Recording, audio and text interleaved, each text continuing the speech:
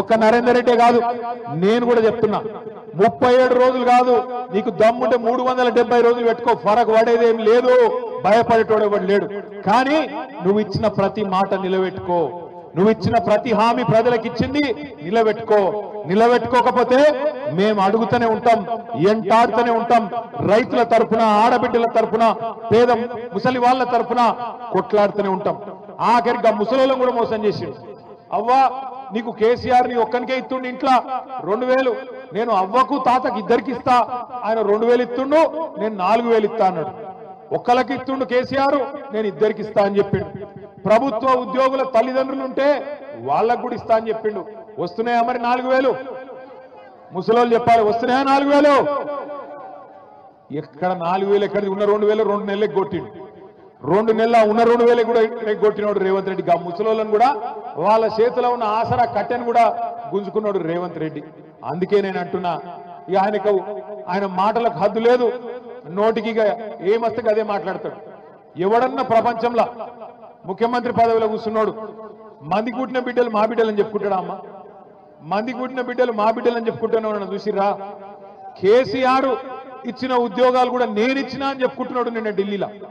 కేసీఆర్ ప్రభుత్వం ఇచ్చిన 44,000 ఉద్యోగాలు నేనిచ్చినా అని చెప్పి నిన్న ఢిల్లీ వీధుల్లో సిగ్గు లేకుండా అబద్ధాలు చెప్తా ఉన్నాడు. మన పిల్లల్ని కూడా మోసం చేసే ప్రయత్నం చేస్తున్నాడు రేవంత్ రెడ్డి. అందుకే ఇవాళ షాబాద్ లో జరిగిన ఈ రైతు ధర్నా, రైతు దీక్ష మొట్టమొదటిది మాత్రమే.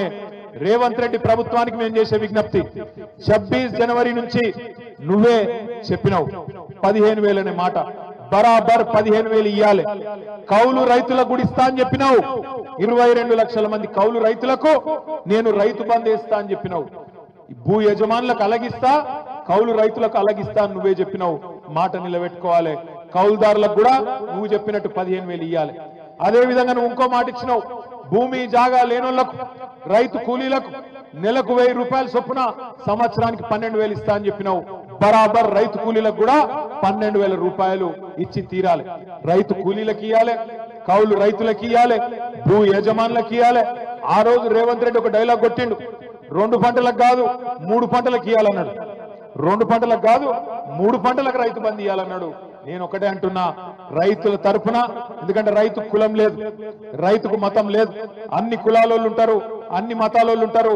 70 లక్షల మంది రైతుల పక్షాన, 22 లక్షల మంది కౌలు రైతుల పక్షాన, భూమి లేని నిరుపేదల పక్షాన ఇలా బీఆర్ఎస్ పార్టీ అడుగుతున్నది. ఇచ్చిన మాట నిలబెట్టుకో. ఇయ్యకపోతే, నిలబెట్టుకోకపోతే రేపు స్థానిక సంస్థల ఎన్నికలనే కాదు, మళ్ళీ ఎలక్షన్లు ఎప్పుడు వచ్చినా తప్పకుండా ఈపు చింతపండు చేసే బాధ్యత మా